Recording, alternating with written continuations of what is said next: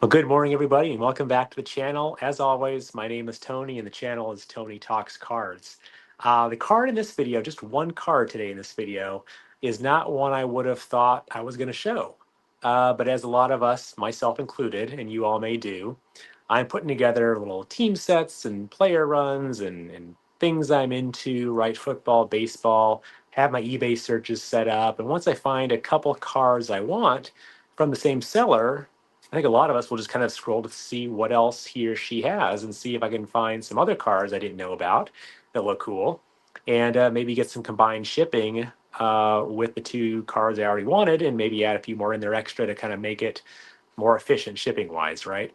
And so the card I'm going to show is one that I didn't have on my list of ones to pick up. He is a Cubs player, so that checks the box for sure. Not a team Hall of Famer, not a Hall of Famer, Major League Baseball style Hall of Famer, but he was in the seller's eBay store who had a few other cards I was looking for. And this guy's card also came up. I'd heard about his name before. I knew he played for the Cubs, but didn't know much about him. But the card was crisp and clean and centered very well. And it was like $5. I thought, you know what? If I can get this plus a couple other cards I want in the same shipping price, let's just go for it. So I'm going to show you the card, and then I'm going to turn the camera around. I'm going to talk about what I found out about the player and the very, very interesting story that grabbed my attention on the back of the card, and some more digging I did into the player, his personal and professional life, before baseball and after baseball, and share that little mini story with you here, and hopefully you enjoy it. So the player I'm going to show you, I'm not going to show you his name, and you may know who it is, maybe you won't, but we'll do that when the camera's flipped around. Here's the card. You can see it's a Chicago Cub player. It's a 1954 Bowman. And again, I'm covering up his name. Some of you may know who it is, some of you may not. But again, I'll flip this card. Actually, I'll flip the camera around and flip the card around, probably show you the front and back as well a bit more, and talk about the player himself. So I'll be back in just 1 second here. Well, welcome back. As you just saw, I showed you the card, but again, covered up the name on this 1954 Bowman. Any guesses? Who is this? Well, if you can read cursive, it's a lost art, I know. Bowman put the names of the players in cursive, and this is Mr. Dee Fondy Jr., first baseman for the Chicago Cubs. I want to talk about him a little bit more. He had a pretty interesting pre-baseball life. I'll talk about that last. But let's do first off talking about baseball. So I'll hold the card right here. Actually, I'll put it, I don't have a stand right now. I'll just put it here. So he played first base for the Cubs, Pirates, and Reds between 1951 and 1958. He was born in Texas, but grew up in California.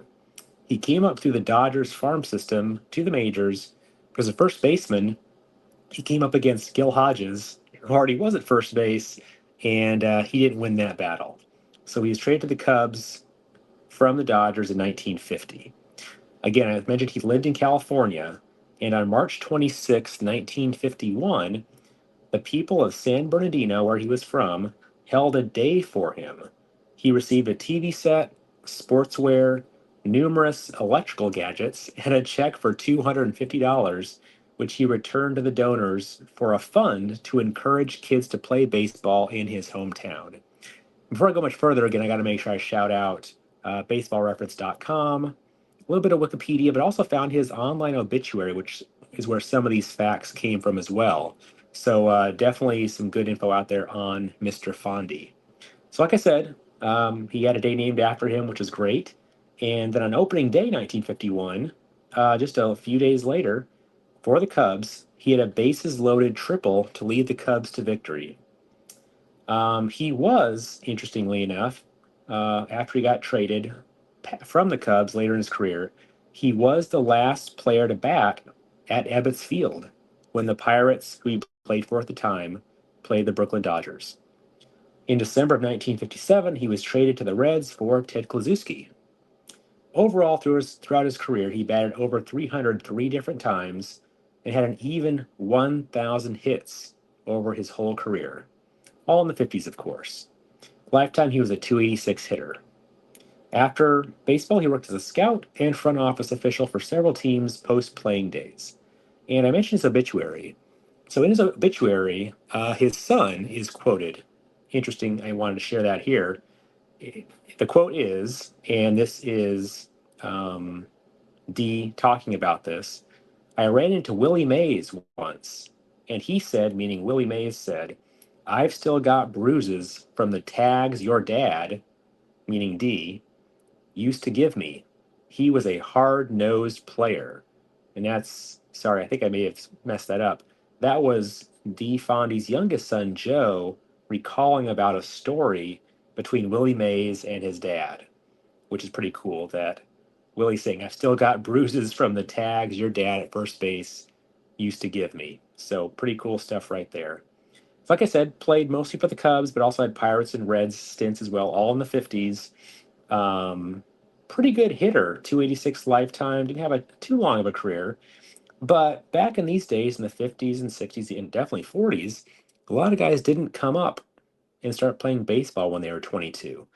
They may have served time in the army, in the military, and that was part of Dee's story as well. So if you look at the back of this card, this is what caught me originally. Again, talked about his minor league career here too, but then it says in the army for 3 years, an artilleryman who served in Europe and took part in 5 major battles.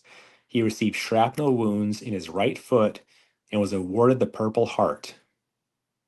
So that caught my attention when I saw this for sale. Again, he's a Cub player, a guy I didn't know much about, but having that detail about his service during World War II and his Purple Heart on the back of the car was pretty darn cool for $5. So um, also found some other information about him on a website called Baseball in Wartime. I'll link that in the description. It says Fondy entered military service with the Army on April 8th, 1943. He was stationed at Camp Cook, California, before serving with the artillery in Europe, landing at Utah Beach, Normandy, in September 1944. Fondy fought in 5 major battles and was awarded a Purple Heart for shrapnel wounds in his right foot.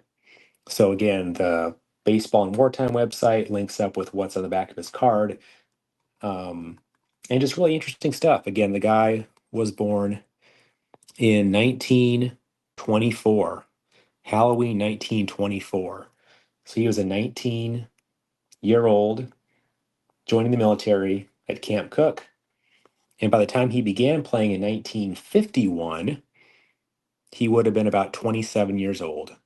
So again, he had quite the life for a couple years before landing with the Dodgers, then the Cubs, then the Reds and Pirates. But I want to share a little bit about him too, and also shout out my friend Jay over at Jay Average Vintage Collector. He is doing a series on ball players who fought in the Battle of the Bulge. Now, I don't think Mr. Fondy did fight in that battle, probably would have been called out in that website in the back of the card, or at least the website or his obituary too. But just made me wonder and just appreciate, how many guys who have cards in the 60s, 50s, and 40s, served, whether they saw battle or not, saw action or not.